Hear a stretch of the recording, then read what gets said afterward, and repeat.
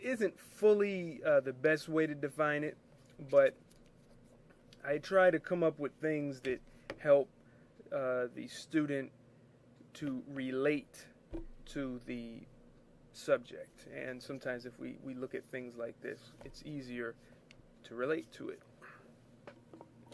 Now, when you have established your image size,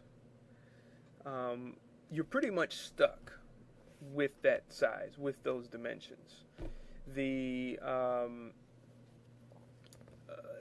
there are exceptions. There are exceptions, and you can scale up or increase the size of an image. You can, of course, reduce the size of an image. I do not encourage anyone to increase the size of an image.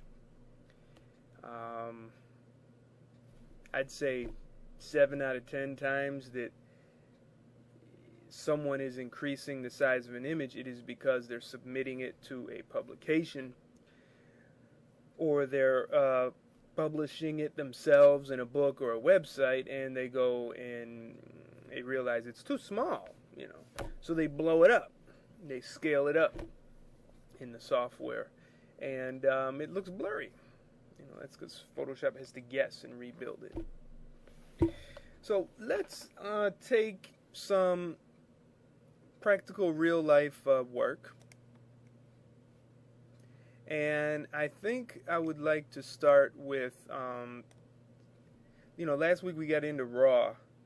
So this week I'd like to stick with something a little more basic, a little more general, because not everybody works with RAW in the RAW format. And we'll stick with a regular old TIFF, as they call it. And this is something that a lot of us may run into, and that is we have this isn't necessarily a book, it isn't necessarily a photo of someone, but it is the cover of a CD.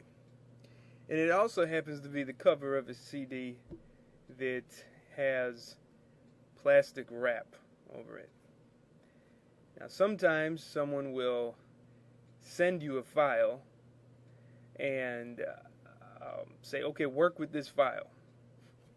And they give you the file, and it's you got to maybe put it on a website or a catalog or a publication or some kind of promotion, and you're looking at it and you say, this is plastic all over it. What am I going to do with this thing?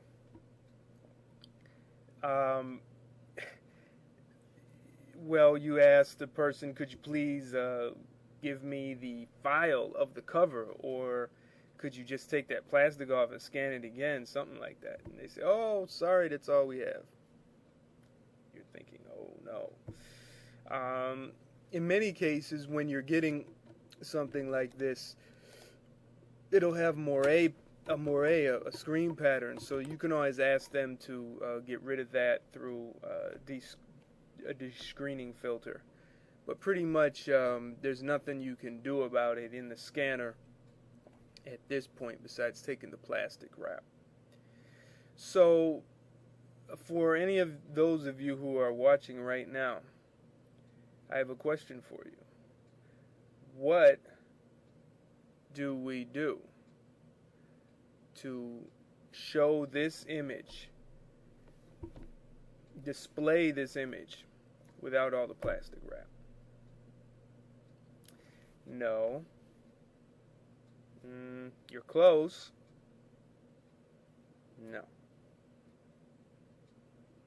Could work. Not quite. Alright, let me help you out here. You gotta rebuild it. Rebuild it. And when you're working in Photoshop, Photoshop elements, but I would say for this class, more specifically Photoshop, because we're going to deal with some things that aren't in Elements. So rebuilding it is a simple process, and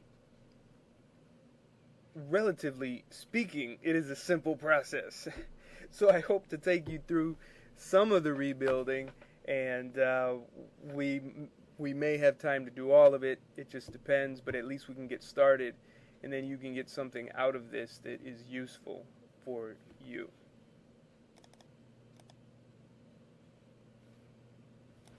What makes a good scan? What is a selection? What are layers? What is resolution? What is a JPEG? What is TIFF? What is RGB? How do I crop a picture? What is a zoom tool? What is a clone stamp? What are levels?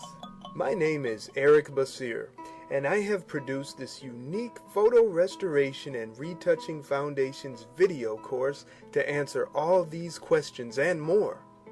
In my classes and workshops, I have taught hundreds how to preserve and restore their personal photographic collections with Adobe Photoshop and Adobe Photoshop Elements.